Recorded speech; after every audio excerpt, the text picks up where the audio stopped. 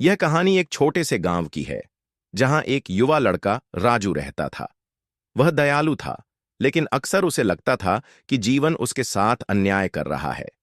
वह एक गरीब परिवार से आता था, और जबकि उसके दोस्त नए कपड़े, महंगे खिलौने और स्वादिष्ट भोजन खाते थे, उसे बहुत कम मिल पाता था। एक दिन जब वह गांव की नदी के पास बैठा था, एक वृद्ध व्यक्ति, सफेद दाढ़ी वाले व्यक्ति उसके पास बैठा। उस व्यक्ति की आंखों में गहरी समझ थी और उसके चेहरे पर हल्की मुस्कान थी। तुम इतने उदास क्यों हो बेटा? वृद्ध व्यक्ति ने पूछा। राजू ने आह भरी। सभी के पास बहुत कुछ है, लेकिन मेरे पास कुछ नहीं है। मैं भी उनके जैसा अमीर बनना चाहता हूं। वृद्ध व्यक्ति हंसी के साथ बोला, लेकिन तुम उतने अमीर हो जितना तुम समझ नहीं पाते। तुम्हारे पास एक ऐसी दौलत है जिसे बहुत लोग देख नहीं पाते। राजू चौंका। वह क्या दौलत है? यह एक अदृश्य दौलत है, वृद्ध व्यक्ति रहस्यमय तरीके से बोला। यह ऐसी चीज है जो पैसों से नहीं खरीदी जा सकती, लेकिन यह दुनिया भर की दौलत से कहीं ज्यादा खुशियां दे सकती है। राजू उलझन में था। मैं समझा नहीं।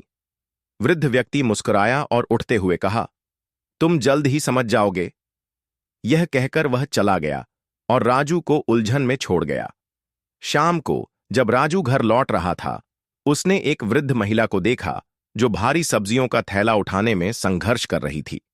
बिना सोचे समझे वह दौड़कर उसकी मदद करने लगा।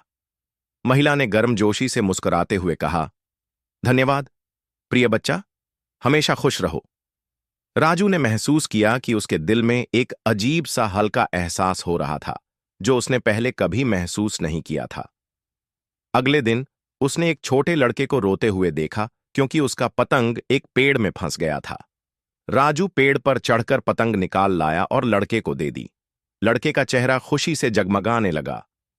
तुम सबसे अच्छे हो, लड़के ने कहा। राजू को फिर वही गर्म एहसास हुआ। धीरे धीरे राजू दूसरों की मदद करने लगा।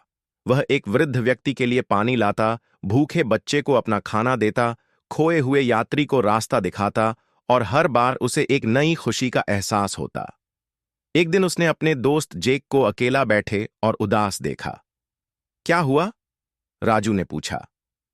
मेरे पिता ने अपनी नौकरी खो दी है और हमारे पास खाने के लिए पैसे नहीं हैं, जेक ने दुखी होकर कहा।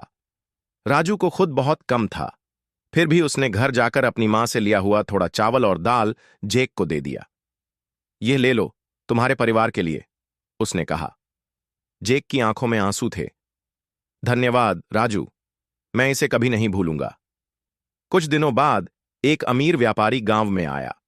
वह एक ईमानदार और दयालु लड़के को अपने काम में मदद के लिए चाहता था।